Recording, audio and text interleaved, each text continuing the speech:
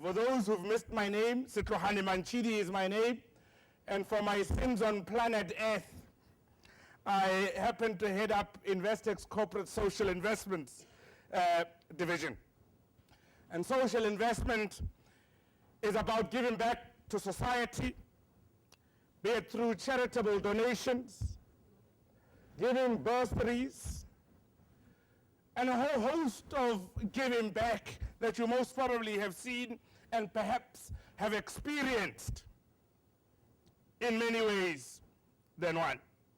Today I chose, when invited to come and speak, I chose to come and reflect on why purpose is so central and should be so central to corporate giving. And the very, very first question that I challenge you to ask is this: why do CSI in the first place? It's a very interesting thing. There are possible reasons, and let's go through some of the reasons, not all of them, some of the reasons. One, it's a pure public relations exercise. We must be seen to be doing something. Or it is a compliance requirement. It is a tick the box exercise. The DTI codes or the financial sector charter, whichever one you fall under, the mining one or whichever industry you're in, requires us to give X percentage of post-profits tax to this purpose. Or maybe actually it's a guilt trip of some sorts. How can we continuously justify to make the kind of profits that we make and associated bonuses, may I add, and not find it in our hearts to set aside something to give back to society? Or it is expected of us. Or perhaps, here's another reason.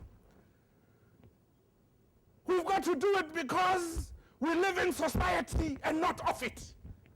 It is the right thing to do for the sustainability of our business and success, may I add, depends largely on the sustainability and success of the communities within which we operate. Or we might be doing it to bring about meaningful change in people's lives. I emphasize and perhaps overemphasize the question why, because your answer to the question why do CSI affects the what and the how you do it. But let's take, for example, Firm A.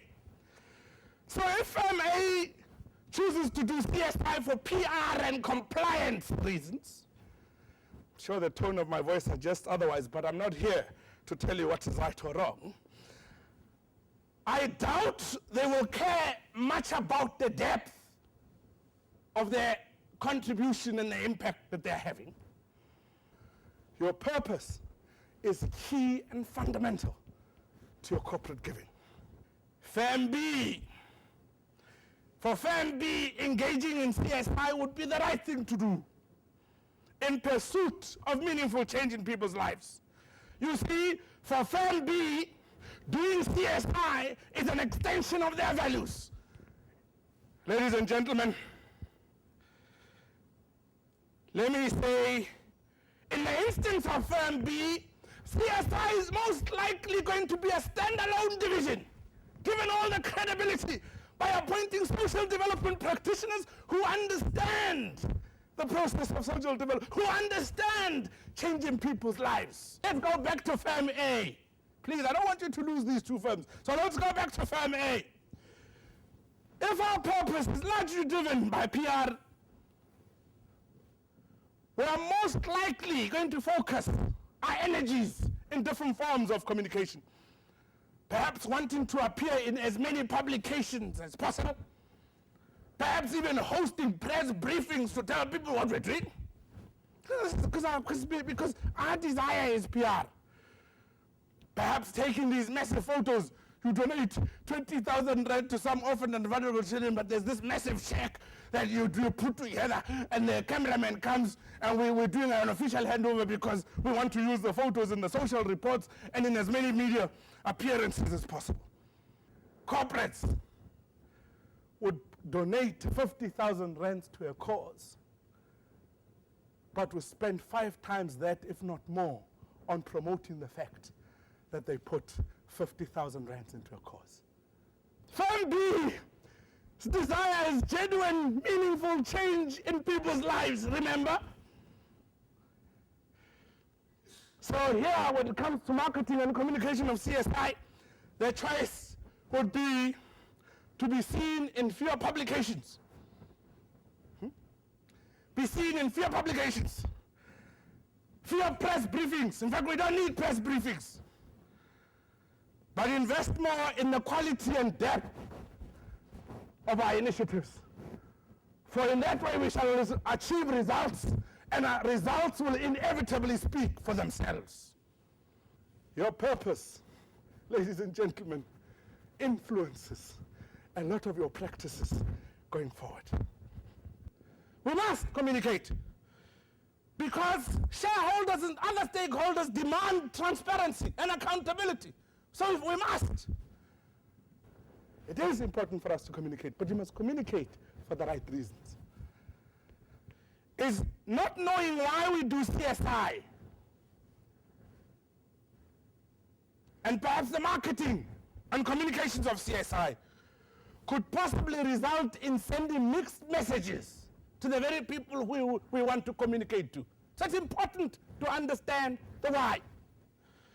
But let me also say, communicating CSI or corporate giving also requires a bit more sophistication. So it needs to be a bit more subtle, lest it lends itself to accusations of grandstanding. We are holier than thou. Because there is a lot of that also happens.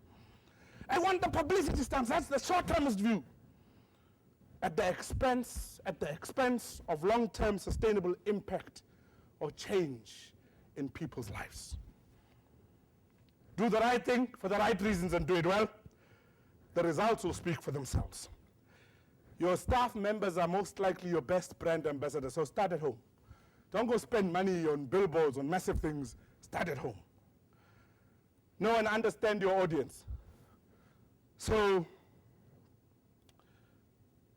in summary, defining our purpose and understanding of why it is that we play in CSI is key, as it enables us to better respond to the question, what and how we do it. By implication then, having superficial answers to the question why results in superficial answers to the what and the how. So understanding our purpose is key to not only be effective in CSI, but also in the marketing and communication. I wrap up by saying the following.